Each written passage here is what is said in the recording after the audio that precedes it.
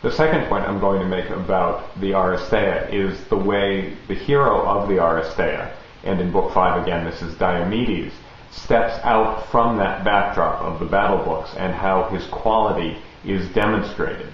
That is, we're going to be moving here towards the third point, which is about what it means to have that quality. But we have to start with the backdrop of the baseline of the battle books. Then we look at how the quality of Diomedes and the other heroes who have Aristeia stands out, and then we evaluate it. So here's the way, for example, that we see Diomedes standing out from the rest of the warriors. We're coming into the scene as Aeneas, who will later, of course, in other legends go on to found Rome, is watching Diomedes. Aeneas is a Trojan, and so he's worried about what Diomedes, the Achaean, that is the Greek as we usually call them, is doing to the ranks of the Trojans. And he goes up to another Trojan named Pandaros. Now as Aeneas saw him wrecking the ranks of warriors, he went on his way through the fighting and the spear's confusion, looking to see if he could find Pandaros the godlike. And he came upon the strong and blameless son of Lycaon. We're on page 132 in the Lattimore. This is line 166 and following of Book 5. He stood before him face to face and spoke a word to him. Pandaros, where now are your bow and your feathered arrows? Where your fame in which no man here dare contend with you, nor can any man in Lycia claim he is better? Come then, hold up your hands to Zeus and let go an arrow at this strong man, whoever he be, who does so much evil to the Trojans, since many and great are those whose knees he has broken. Unless this be some god who in wrath with the Trojans for offerings failed afflicts them. The wrath of a god is hard to deal with. So what we see is respect, albeit grudging respect, from this hero of the Trojans, Aeneas.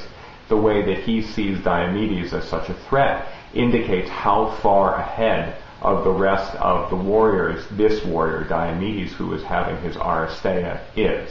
This is going to point us forward to what happens in the level grinding in adventure games, adventure video games, and the way that heroes are made to stand out by the special deeds that they do through the grinding of these things called experience points that we'll talk about when we get to the video game portion of this module.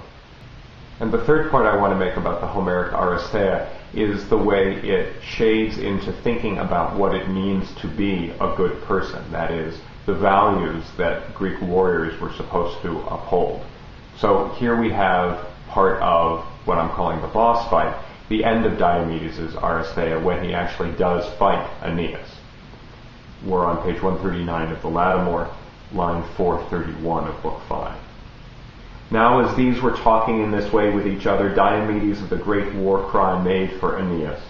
Though he saw how Apollo himself held his hands over him, he did not shrink even from the great god, but forever forward drove to kill Aeneas and strip his glorious armor.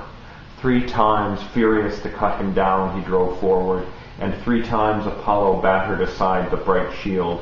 But as a 4th time, like more than a man, he charged, Apollo, who strikes from afar, cried out to him in the voice of terror, "Take care, give back, son of Tydeus, and strive no longer to make yourself like the gods in mind, since never the same is the breed of gods who are immortal and men who walk groundling."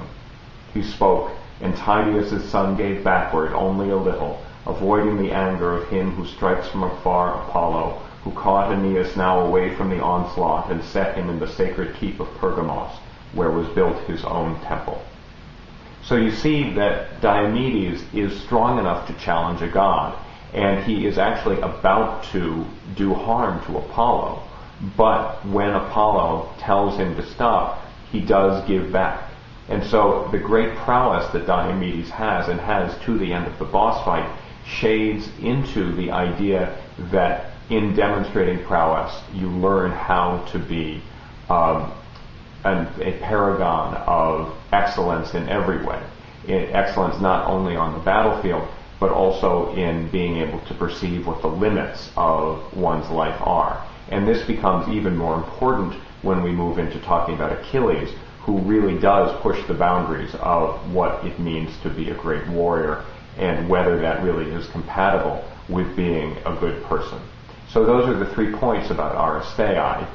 The backdrop of the standard battle books, the standing out from the backdrop, and then finally the way that standing out, that excellence, begins to make the bard, make the performance of the poem, make the audience question what it means to be a good warrior and what it means to be a good person.